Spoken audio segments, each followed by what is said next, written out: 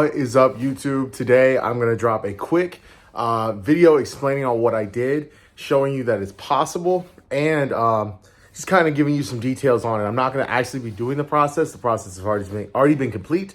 I'll show you the items and things like that. I'll really get in depth and explain it. I like doing videos like this because I feel like I can really tell you, compared to like dealing with the stress of doing it, then filming it, then you know. So I'll really try to get into extreme detail on this job. It's a super easy job and it's a must-do job.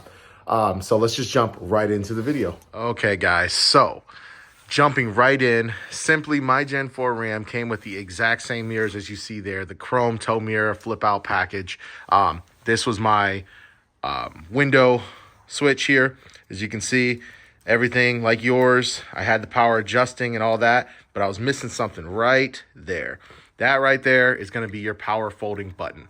So I 100% do have the power folding mirror option now. I absolutely love it. You know, really my main use for it was, believe it or not, was just simply being able to go into car washes and not have to jump over.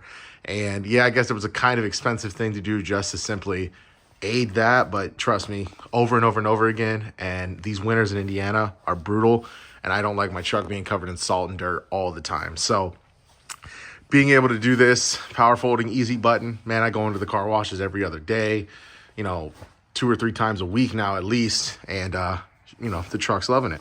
So I'm going to jump into exactly what you need to get this job done. I'm going to show you real quick how it functions, how it looks when it functions, and then I will explain step by step on what I did to get this function to work. So first thing we have is we're just coming up to the mirror. You know, your standard mirror. I will say that I read a lot of reviews on the internet about mirrors, you know, power folding mirrors that weren't OEM and how, you know, cheap they were made and everything. All the links that I have purchased from are going to be in the description below. And I will say, after about 2 weeks of owning this and functioning with it, there's no difference to OEM. None at all. I mean, they bolted on just like the OEM bolted on. They're very sturdy, very sturdy. It's very hard to push in. I always get paranoid that if I do park somewhere and I don't like pull my mirrors in, somebody will try to push them in and that can actually damage the motor. So I always just typically push them in now, but they're very strong. The flip up and flip down is very good too. But just to show you how they function, there is your window switch. And now that I have it all set up,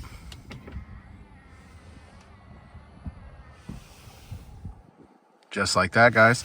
One more time. And again, the ignition is not on or anything. This totally powers off just the battery of your truck. And both of them fold right in and right out. So just like that, I already am in love. I just love watching it because it's just such a sweet feature. And believe it or not, the little things really matter on your truck. I'm not going to lie to you. So let's go ahead and jump into what I did step by step here. Okay, so step one, you're going to want to take your door panel off to access the screws under here. First thing you do is you pull this piece right here back. You can use a plastic puller or whatever, it'll pop right off. Then there are some T15, I believe, or T20, but I think they're T15 screws. 1, 2, 3, 4, 5, and 6. So 6 on both doors. These steps are exactly the same on both doors. You take those out. You pull this little cover back here behind your handle. There is a Phillips head screw there. And then your door panel will be loose. You can stick a plastic tool here and pop up, and then there will be a harness to pull that out. And then you lift up and pull back, and the door panel will come off. I'm going to be honest with you guys. The hardest part of the entire job was putting this back on for me. Maybe you're slick with it and you can get it in good. It was just the total pain of the job. But that's getting off topic. Once you get that off, there's going to be a door module. I will show you what the door module looks like right now. Here are the door modules, right and left. Very easy to find. They are right about in this area when you open up the door. What I did was I took a nice picture of all the diagram, the layout, so I kind of knew exactly where to go back into with it. But these are held in by, I believe, the same Torx screws. You pull this out and you put the new one in and plug everything back in. then you can plug in your new piece right here that I have linked as well. The mirror comes out with just 3 10mm nuts holding it onto some studs that are going through the door frame. Pull that out simply, pull in your new one with the harness through the hole, zap it in, you know, twist that in with your screws, plug that in, put this new one in, and then rebuild your door.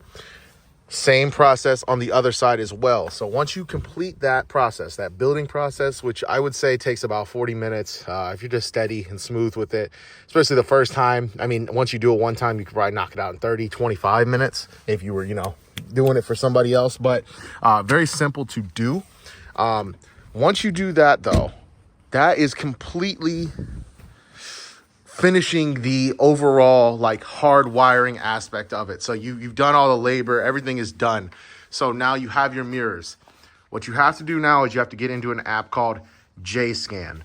Right there is JScan. I will show you here on a voiceover video of me kind of going through and where I went on the app. Please watch some videos on JScan or watch my video over and over and over again. I'm gonna try to explain this as well as I can. It's a little challenging if you've never done this before. If you've done anything with Alpha OBD or know any friends who've done anything with Alpha OBD, you can also do this in Alpha OBD as well. I will not be showcasing a video on how it works in Alpha. I'm going to be showcasing it in JScan simply because I have an iPhone and JScan is 100% compatible with iOS. Linked below as well is you're going to need the MX Plus OBDII adapter. That is linked as well. That will connect via Bluetooth to your iPhone and then go right into the app, and you can then, you know, follow up with everything I'm doing. So now I'm going to take you into JScan and I'm going to try to explain this the best I can, guys. Again, please rewatch multiple times. I'll take this slow and let's get it going. I am going to add really quickly before I show you the JScan app, guys, that JScan as well as Alpha OBD are not free. JScan, the application itself, is free, but it does require a $20 per vehicle license activation fee. You know, I mean, it's not much. It really isn't. And for all you can really do, I think that's a very nice gesture to the creator and or whatever real fees are required by, you know, Chrysler or whoever. But $20 activation fee will allow you to be able to do unlimited modifications and adjustments to your vehicle. So, you know, very, very well worth it. But again, let's jump right into the app. Okay, guys, so now that you're in the app, you can see there's multiple vehicles to choose from. This is all Mopar vehicles. We're going to click on RAM, and my RAM is a Gen 4. It's the DS1500 2013 to 2023 selection. Click on that, let it load up. Here you will see multiple options to choose for your adapter. If you have the OBD link, you'll see at the bottom OBD link MX Plus, and it'll be Bluetooth to your phone. For video purposes, I'm going to scroll up and click on Demo, because it's the same. You'll see everything the same as if you were doing it with the app itself. Here you have dashboard modules and adaptions. Adaptions are where you can change your computer settings. So we're going to click on adaptions. And I'll show you real quick. If you scroll all the way to the bottom, you will see the I think it's Windows. Yep, the window adaptation settings. Here I was actually doing it all at first, and I realized that that is not correct. That was not the right spot. You'll see power folding mirror, passenger, and driver. No. Scroll all the way up to the top, and you're going to see the door module settings, door configuration settings. And you'll see scrolling down a little bit, you're going to see the power folding mirror present option. You want to click on that. It's going to show current value read deactivated on your vehicle. You'll click target value, click the drop down, and select active. Then you'll click done and click go. Once you click go, it's going to start adjusting your settings, parameters. Your truck might actually make some noises and stuff like that. Do not mind it at all. And you should read current value read from ECU once it's completed active.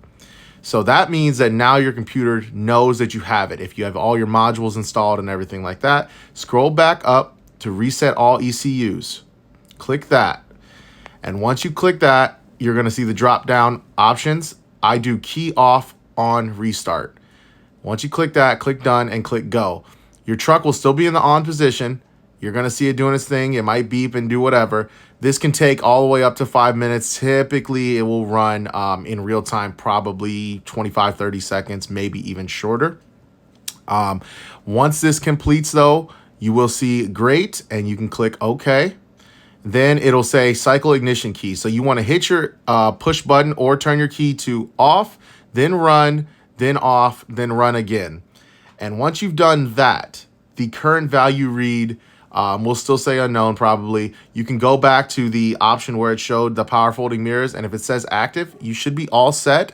If it doesn't, try these steps again. But once you've done this, your power folding mirrors should 100% be working, guys. Okay, guys, so as you've seen in the app right there, I hope I explained that well enough. It's a very simple thing to do. The app can seem so confusing at first. It really can. Just take it slow. There's a lot of options you can change, and some of the options even tell you advanced users only, just kind of for your own safety, because, you know, you can do a ton of things. You can, you know, modify your gear ratios.